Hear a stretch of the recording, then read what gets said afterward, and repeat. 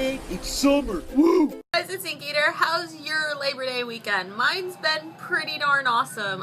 Just got back from seeing my grandma and my family and hanging out, and it dawned on me as I was driving back home that this is the last weekend of summer. And I'm kind of bummed because I'm sitting here thinking to myself, wow, my intro's gotta change. And it dawned on me just today, and I'm kind of bummed out because I've kind of grown to enjoy my endless summer intro, but I actually stopped to think about it. I'm like, you know what, I could keep it because technically I live in Fort Lauderdale, and technically it is endless summer all year round. Yeah, that's what I think I'm gonna go with. I don't know yet. I have no ideas for what to do for a new intro. I thought about doing it seasonally, but what do you do for September? I'm thinking about being a jerk and just going into October and doing a Halloween theme. Yeah, I think I might just do Halloween. I don't know yet. But, in random news, I don't normally do this, but something actually caught my attention on the news. About 4 days ago, the city of Fort Lauderdale's commission decided to possibly, move the sale of alcohol on Sundays from noon to 8 a.m. in the morning inside the Fort Lauderdale-Hollywood Airport. Yeah. And this is quite interesting considering we are Fort Liquordale. And while most people sit there and associate the city of Fort Lauderdale as Fort Liquordale because of spring breakers that come down from college towns all over and people who used to flock down here for spring break down in the 60s and 70s, and basically how we were known for alcohol, booze, and beaches and clubs.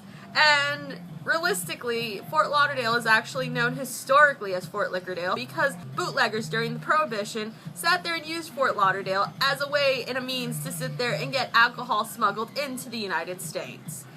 And this is the reason why we're known as Fort Liquordale. Not because of spring breakers, not because of all the clubs and the beaches, but that's what we're known for today.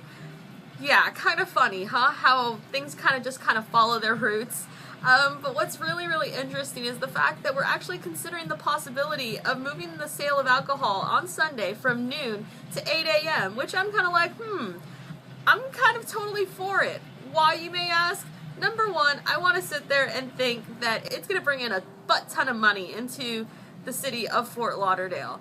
One of the commissioners, I believe his name was Marty Kiar, I don't know how to say his last name, so I might be totally butchering it, actually asked the question, why can't we just push it to 24 hours a day? What is the big deal? To be quite honest, I'm kind of like, you know what, why can't we do 24 hours a day? I mean, we are known through history from the 1920s as Fort Liquordale. Their predictions for doing $500,000 is kind of like lowballing it, because to be quite honest, if you stop to think, yeah, sure, Fort Lauderdale is full of tourists, but there are also residents who are alcoholics themselves who are going to go down to the airport and consume this alcohol. I don't think this little part has been thought out. How many locals are going to be at the airport parking their car just to sit there and consume alcohol at 8 o'clock in the morning because they can at the airport? So I think that their $500,000 is kind of lowballing it. I want to say they're going to do $1 billion or more, considering just how many clubs, bars, and everything is closed or doesn't serve alcohol until noon on Sundays. Yeah, let me know down in the comments below how you would feel if you could actually get alcohol for 24 hours, or if they started serving alcohol on Sunday at 8 a.m. versus 12 p.m. Let me know what you feel down in the comments below. I'm actually kind of pro for it, just because I think it'll do our city a lot of good and a lot more than just the tourism alone.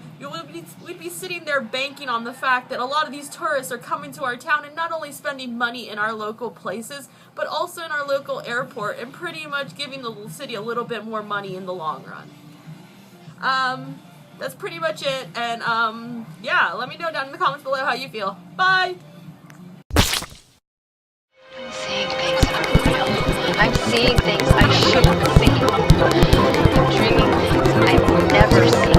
You're beginning to think in images, concrete images.